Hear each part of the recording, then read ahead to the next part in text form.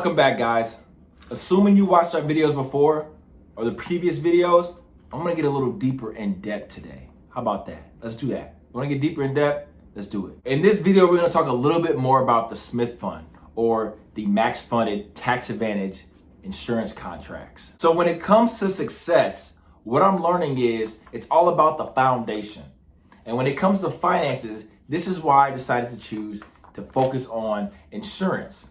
Hence, why we're speaking about insurance right now. And what we're gonna do is we're gonna take a deeper dive into the history or the foundation of where the max funded tax advantage life insurance contract actually came from. This will be a little bit of an overview of what they do, why they do it, how they do it, and also why is there tax advantages in this contract. Decades ago, back in the 70s and 80s, there was a company or an individual by the name of E.F. Hutton. I'm sure you've heard of him. You may or may not have.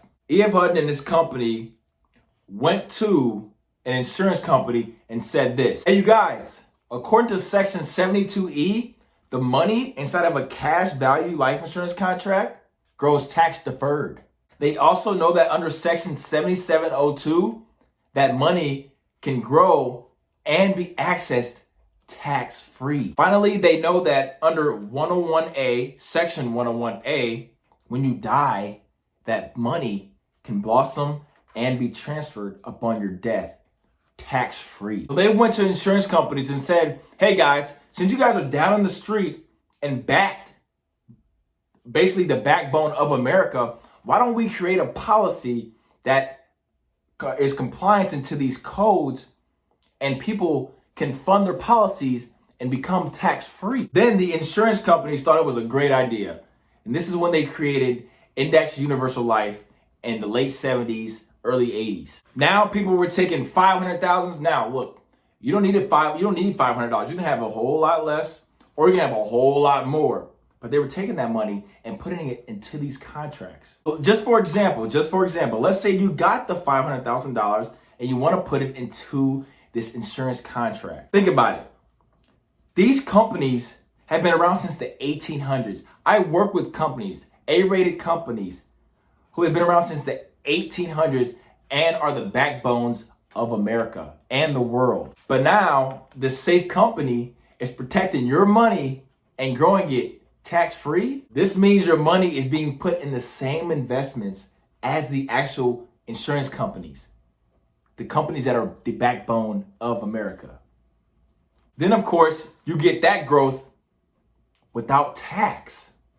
Then in the end, since it is an insurance company, you can transfer it out tax-free. Now, when people started putting a lot of money in and realizing they were getting all these tax benefits, they were getting death benefit policies as small as $50,000. And eventually the IRS came along and said, hey, you can't do that, man. You cannot do that. Then, of course, E.F. Hutton and the insurance company said, well, yes, we can. So then E.F. Hutton took them to court and they made it to the Supreme Court. Who do you think won? The insurance company won because they were crossing their T's, dotting their I's, and abiding by all the tax code rules. This is all because it's been around for a long time. It's been in the tax code for a long time. So of course, then the IRS comes in and says, yes, it's been in there for quite a while. Let's take it to Congress. So IRS took it to Congress, and of course, Congress changed the laws. Congress then came out with laws called TEFRA and DEFRA. TEFRA came out in 1982, and DEFRA came out in 1984. TEFRA and DEFRA are codes that says if you want to put $500,000 into a policy, you must have a $500,000 death benefit in that policy. Now keep in mind, this is life insurance first, so we do have to be in compliance with the tax codes. So we'll make sure this happens for you. So let's say there's a 60-year-old woman with $500,000 who wants to put it into these max funded tax advantage contracts, right? Life insurance contracts, correct? The life insurance companies would say you need to have a death benefit of way more than $500,000 to be able to put this cash value in and be in compliance with the tax code. Now, let's just say to put that $500,000 in, you would need to have a $1.3 million life insurance policy or death benefit. Now, let's say you have $500,000 in your tax advantage life insurance contract, and 5 or 10 years later, you actually pass away. But mind you, under Section 101A, you're able to transfer $1.2 million to whoever you want, or whoever's your beneficiary, of course. Back in the 80s, the wealthy people would actually take their money out of their bank institutions and put it into these tax-free life contracts. And it got to the point where the banks were like, what are you guys doing with this money?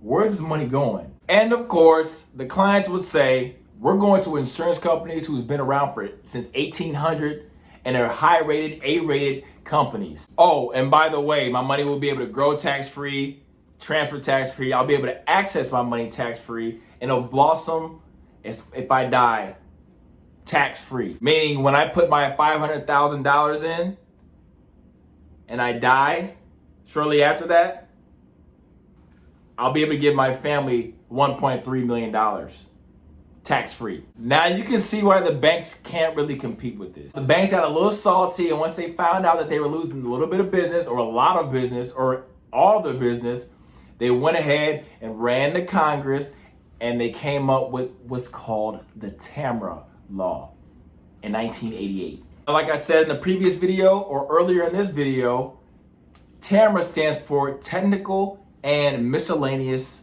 Revenue Act. Now, honestly, if that don't sound like the government, I don't know what does. They basically brought this out just to be like, hold on, we want to slow things down a bit. Things are looking a little too fishy. Y'all taking a lot of our business right now. What's going on, man? That's when we think of this kind of like a bucket. Now, let's start your bucket off by putting $500,000 into it. Keep in mind, with the TEFRA and DEFRA law, what does your death benefit have to be? That's right, $1.3 million on a 60-year-old female. Now, women generally live about 7 years longer than men.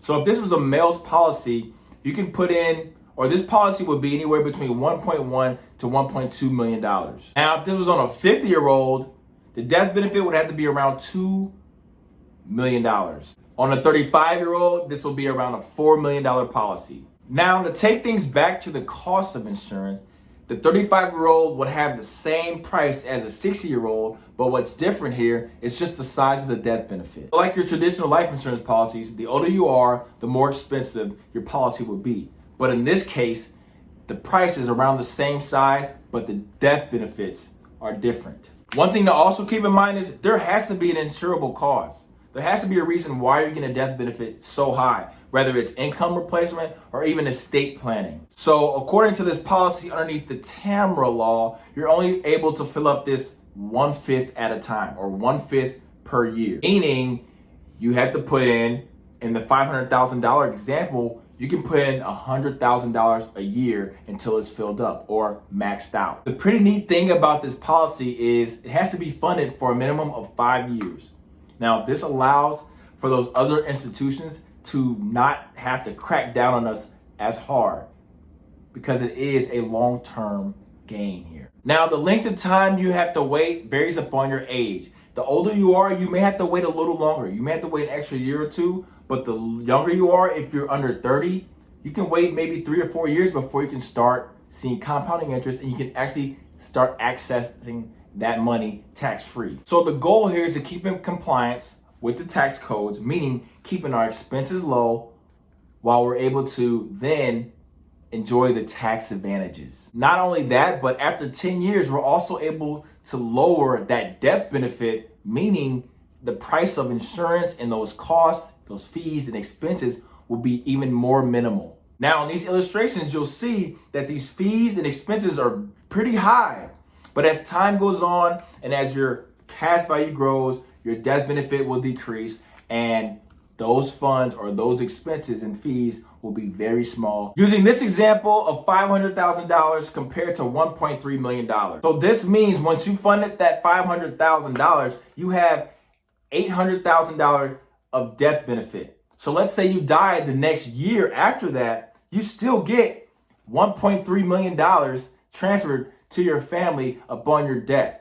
Now, this is why those expenses and those fees are so high in the beginning. Now, let's say time goes by and your $500,000 grows at an annual rate of 7% and you finally get to $1 million. Your death benefit in your policy is only $300,000, meaning your fees and your expenses are even much smaller. In traditional policies, clients will usually go for the highest death benefit with the lowest cost. Our goal is to get the least amount of life insurance underneath the laws or the codes of TEFRA and DEFRA so we can have a huge cash value. Then we use Tamara's tax code to speed up that funding to about 5 years. Now keep in mind, this policy works for you if you want to put in $250,000 or you want to put in $1 million.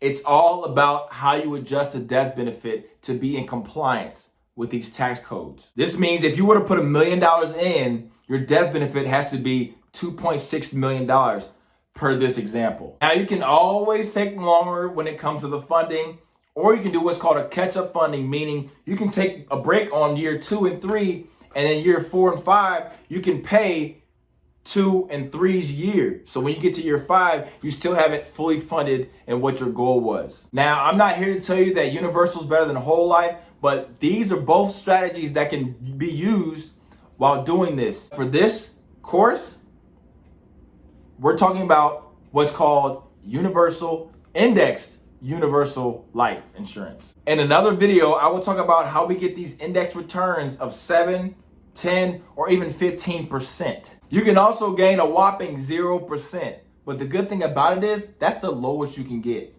You will never go negative, meaning at this point, 0 is your hero. This is just a quick example and how these tax codes come to play and how it can come in compliance when it comes to your age. Mind you, this is how we can learn how to take our money out tax-free, grow our money tax-free, transfer tax-free. We'll see you next video.